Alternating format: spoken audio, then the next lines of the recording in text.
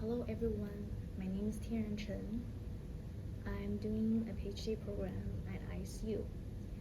Today I'm going to read my paper titled Beyond the Square, the Constructions of Collective and Historical Memory in Tiananmen Square. Tiananmen Square incident was a significant political protest in Chinese history, also known as June 4th incident or Tiananmen Square protest. It was a large-scale movement led by students in various sectors of society, advocating for political reform, freedom of speech, opposition to corruption, and the establishment of a democratic system. Initially gathered in Tiananmen Square, the protests quickly spread nationwide, with millions of people participating, expressing dissatisfaction with the government, corruption, and political system, and demanding political reform, speech freedom, and anti-corruption.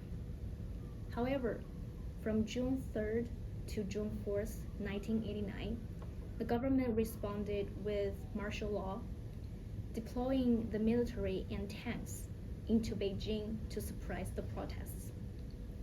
The use of force resulted in the death of thousands, with a controversial number of casualties. This violent suppression was condemned as an extreme manifestation of political repression. The documentary Tiananmen, The People versus the Party, directed by Ian McMillan in 2019, focused on the Tiananmen Square protests of 1989 in depth, offering a comprehensive representation of the movement, governmental suppression, and enduring impact of Chinese society. It uncovers the facts and development of the whole event by using a chronological narrative and political perspective, discussing the relationship between collective memory and the construction of it. Applying Foucault's effective history theory and collective memory theory, this paper aims to argue that collective memory is connected to history considering its complexity and diversity.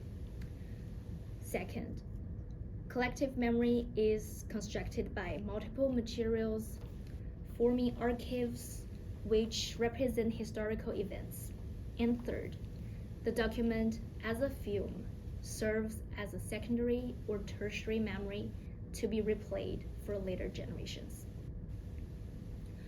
Considering the diversity of history, the significance of events, and the limitations of historical knowledge, I argue that Foucault's effective history is connected to collective memory of its complexity and diversity. The concept of effective history emphasizes the complexity and diversity of history. Foucault believes that history is not a simple chain of cause and effect, but rather a composition of various complex and interacting factors.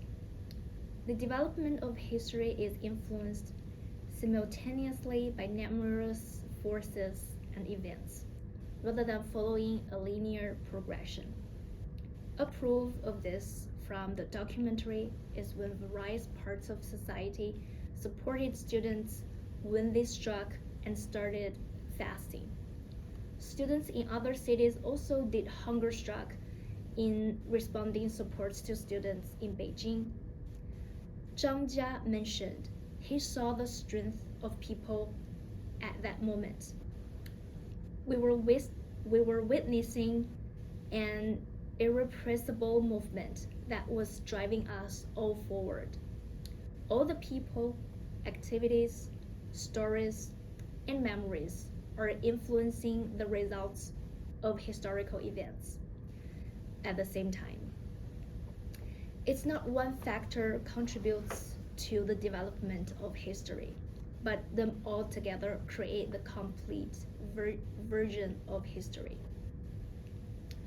Foucault emphasizes the significance of ruptures in history and certain non-traditional events, which align with the emphasis in collective memory theory on the shaping and impact of specific historical events on societal memory. Certain historical events may serve as crucial points in collective memory, profoundly influence social identity and understanding. As mentioned in the film, the image of Tiananmen is conceptualized as a memorable point of Tiananmen Square protests. It is a visualization of people's fight for freedom and rebelling to force and authorities. In this sense, Foucault's effective history theory is linked to collective memory when understanding the relationship between specific moments and historical events. The archive of recordings is a representation of historical events to be held for later generation. The archivalization of cultural memory, the process of permanently recording memories, creates a crucial preservation of collective memory for historical events. Archives are not only tools for recording historical events, but also the platform of carrying cultural memory. It includes multiple records such as written documents, photographs, recordings, and visual images. In the documentary, different forms of materials, including individual narratives, newsreels, and testimony from individuals, are provided to help the audiences to understand the event. There are examples of governmental files documenting the results of had meetings to discuss the reactions to the Tiananmen Square protests. Photographs from different perspectives are provided to capture visual elements of specific moments. Through archivalization, society solidifies the memory of a particular moment, transforming it into an accessible and comprehensible source of information for future generations and other members of the society. In general, archives are key processes in preserving collective memory. By capturing, preserving, and transmitting past information, archives enable collective memory flow, evolve, and impact the future. The memories preserved in archives are not only records of history, but also precious heritage for the transmission of society and cultural legacies.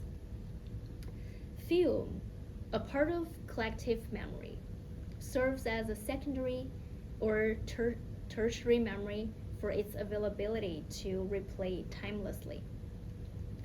As a visual and oral medium, film is capable to express profound various aspects of society, history, and culture, which forms only individuals' recollection but also collective memories within a society.